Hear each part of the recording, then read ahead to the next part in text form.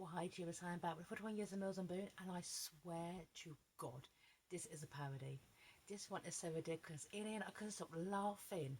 It's so bad. Not bad in a bad way, but bad, okay. It's taking all the tropes of the Mills and Boone characters and the Mills and Boone kind of style and just kind of pushing it to all the extremes. Like, in a way, you're just shaking your head like, really? So, I liked it in a way because of that. Okay, let me just read the blurb. There's two books in this. It's Mills and Boone Cherish. This one here, Inherited Expected Cinderella, I'm not reading because I don't like the premise. But this one here, Taming the Lost Prince. It is by Raye Morgan. Kudos to you. Here you go. As a fighter pilot, Max Canova became a hero and then a prince, accepted his raw stages until it was suggested he should marry. Kayla was brought in to tame the new prince, but she didn't expect it to be Max, the man whose baby she had after an unforgettable night of passion. How can she face him again and tell him the truth about their child?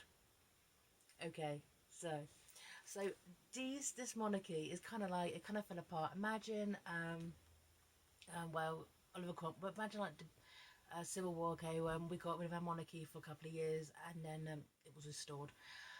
And it's that kind of premise. It is that kind of premise. So this bit here, okay, this bit here, because Kayla and Max knew each other years previously, okay, and he was just Max the fighter pilot. Max offended her family, okay, to her husband Eddie, and they were friends and they got on really well. And then Eddie was killed in a crash. Here you go, here you go. Right. The search for the last lost princes of Ambria has struck gold. First, Micah, who she met before she left for the continent, having confirmed as the fourth prince. The news had confirmed that the fifth and last prince had been discovered.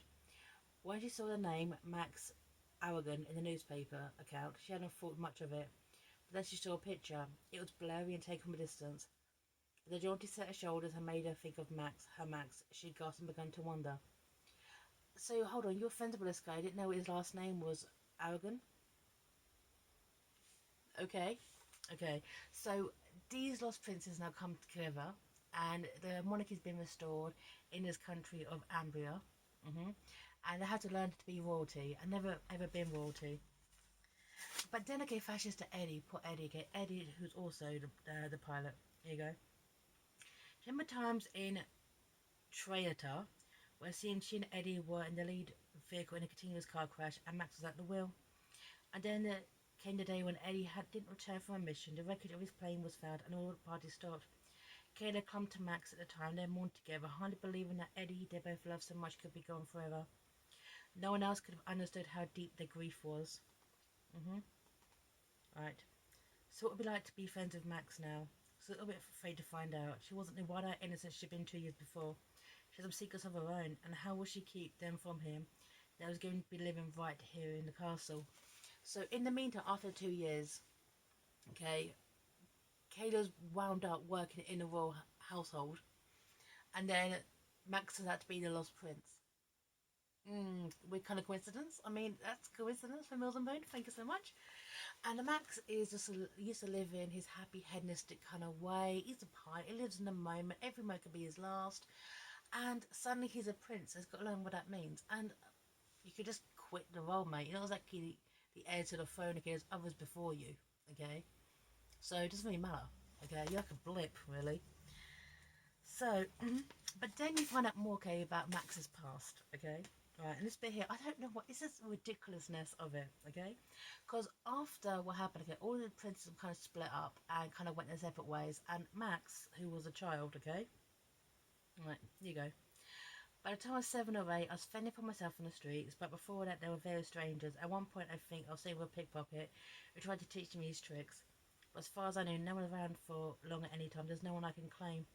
So Max just wound up being abandoned on the streets, this lost prince, okay? So basically, so he became the Artful Dodger. Or Oliver Twist, okay? So let's go with the Artful Dodger. He was taught to pickpocket and be like petty, that kind of stuff. But then, okay, he was found by this kindly priest, okay? And his kindly wife, and who had a hobby of flying ancient aircraft, and that's how he became a pilot.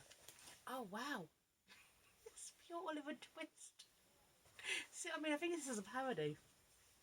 But of all the people in the castle, okay, the Queen, okay, says to Kayla, his bit here, right. is in discussion with Kayla because she works there. She's kind of like an assistant, if you will. And the Queen, okay, says to Kaya, I love this, of all the people, there you go. He needs to learn how to become a prince. He needs to have like prince lessons, and there's no one more qualified to teach him how to be a royal. Okay, no courtiers, no ladies in waiting, no one like that. Here you go. Right. Pelia outside, of course he will, but we can wait around for that to develop on its own. I think not. Okay, so I'm getting him a superior teacher. Really. Kayla's heart fell, but she fought against it. This is just what had to happen. He had to learn his place in the scheme of things, and she had to keep him at distance for the entire process. It was all for the best, and she knew it. Who is that? A wonderful woman. She's perfectly silent. Funny for is that she's rather slow in the uptake at times.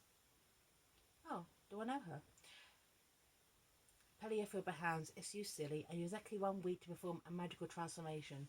So she gets this one person who obviously knew Max years earlier to be the one to train him how to be a prince. Now she's not royalty herself; she's nothing. Okay, it's kind of like in a Little Mermaid. Okay, when the king says to Sebastian, who is the royal court composer, "I want you to keep an eye on Ariel," even though there's way more qualified people going to take care of that princess, but he chooses the one person with the least amount of qualifications. And what happens next? Enough said. Right.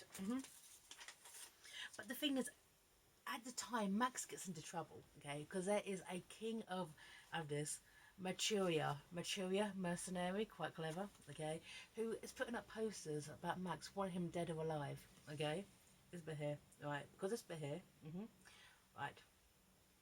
Because he, Max, of a neighbouring kingdom, stole a horse, hijacked an airplane, made up of an important ancient historical national artifact. Okay, it is still a horse. Okay, because it was going to it really belonged to a blind girl. It is still playing to get out the country. Okay, and the artifact has no idea what they're talking about. Turns out he does have it. Okay, because in Maturia, okay, the princess of that neighbouring country essentially had a thing for Max and wanted him. She's 15, and Max told her where to go, and now she's hysterical. And yeah, it's like that. See what I mean? Okay, by parody, if you will. And then you find out, okay, what happened to the country, okay, of Ambria. Right. This bit here. This bit here. You know, sometimes I was reading this thinking, is there a prequel? Because I'd love to read some of this. This bit here. Right. And then you find out what happened. 30 years before, when the Granville family had mounted a successful rebellion and taken over Ambria, killing the king and queen and establishing their vicious dictatorial regime.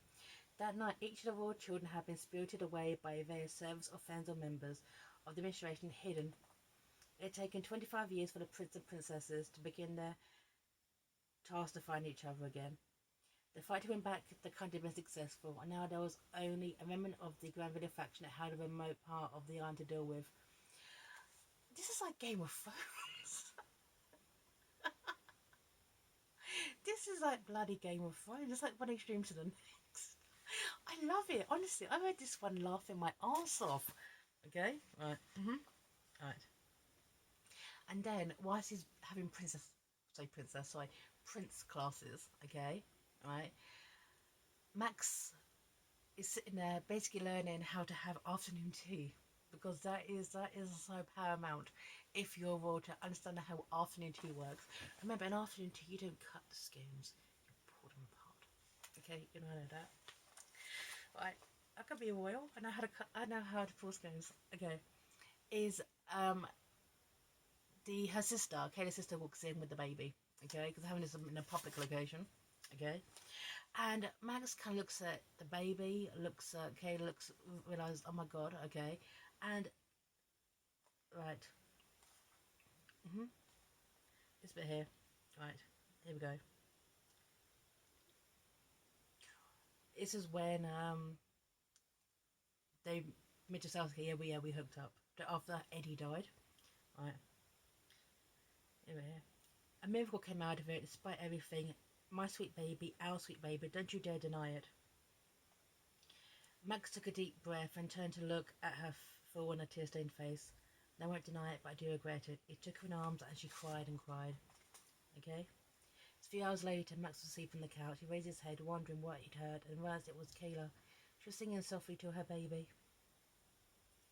Right.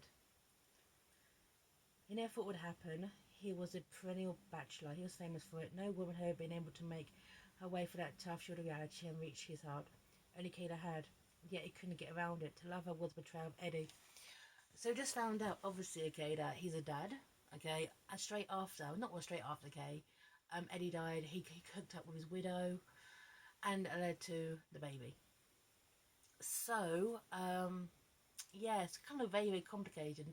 Max's life has got really, really complicated. Doesn't know what to do. He is absolutely lost. Okay, but the thing is, all this time, okay, the Maturia country are coming after Max, okay, for this historical artifact, okay, and it turns out the baby's got it. Baby Teddy has got it, okay, because for earlier on in the book, okay, Kay was cold, so Max gave her his coat, sorry, and it's here. The baby's playing with it. Right. The boy had a thick gold chain around his neck and was playing with the pendant hanging from it. Max frowned and took a closer look, and then his blood began to pound into his veins, and his heart did a flip in his chest. What the? It was the artifact. It was staring down into the $1 million diamond, and his son was playing with it. Because the princess who put it in his coat before he left. And it was at that moment. Right. And this is when Kayla's been kidnapped accidentally. Okay, she's hit by a dart, taken away. They were trying to get to Max, and they got Kayla instead. And so he's like decides to mount a rescue to get his lady back.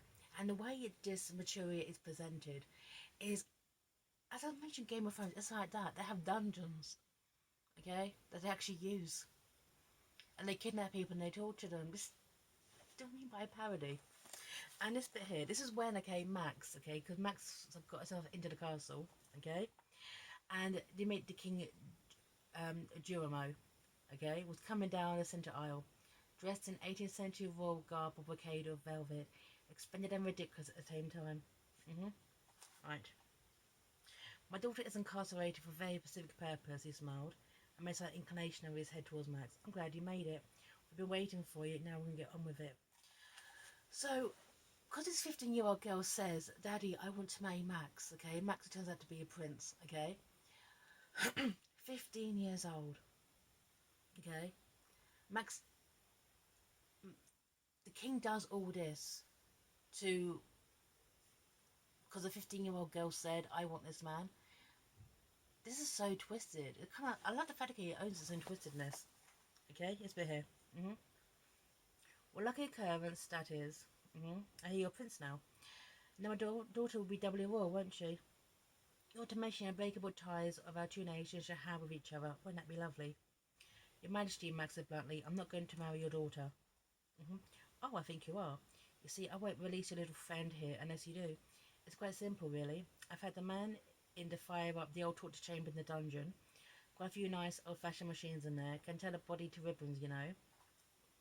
I don't think your little friend will like it much. We'll strive for historical accuracy, but still our schemes are going to be hard to take. Right. But then, Prince Nadine, who is just batshit crazy as her dad, apparently, says this, okay? Daddy, I don't want it anymore. I hate him. The king turned to glare at his daughter. What? I hate him. He didn't come the way he was supposed to. I waited and waited. Well, he's back now. I went out of trouble to get him for you. I know, she pouted. I used to think he was really cute, but not anymore. Alright. Max and Kayla exchanged significant glances. I don't understand, the plump man blustered. I thought you couldn't live without him. Yeah, well, she made a face. He's not as cute as a new stable boy, Daddy. Please, I want the new stable boy. I'm scared for the stable boy. Yeah, so the artifact's given back. Kayla's released. They go back to the country. Okay, right. And Kayla confesses, so Nadine confesses that she put it in there. It's for here. Right. Here you go. about the artifact. I put it in his pocket for safekeeping. I wanted to be with him wherever he went. I knew he would bring it back to me one way or another. She's left, and now I don't want him. Right.